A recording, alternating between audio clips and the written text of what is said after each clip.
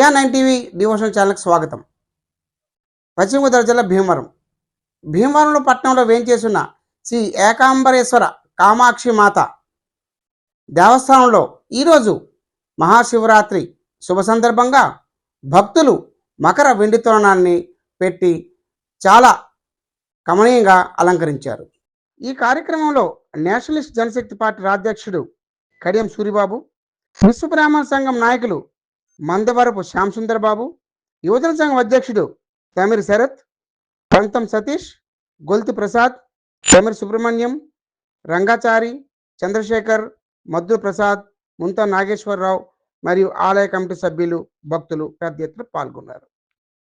ఈరోజు శివరాత్రి పర్వదినం సందర్భంగా భీమవరంలో వేయించేసినటువంటి శ్రీ కామాక్షి అమ్మవారి అమ్మవారికి వెండి మకర తోరణం భక్తుల సహకారంతో మరి ఆలయ యువజన సంఘం అధ్యక్షుడు శరత్ ఆధ్వర్యంలో మరి ఈరోజు అంగరంగ వైభవంగా అమ్మవారిగా మకర తోరణం అలంకరణ జరిగింది. భక్తులను అమ్మవారు సదా అనుగ్రహించాలని, అమ్మవారి ఆశీస్సులు మరి ప్రజలందరికీ కూడా అందాలని సందర్భంగా కోరుకుంటూ శివరాత్రి శుభాకాంక్షలు తెలియజేస్తూ నమస్కరిస్తాను.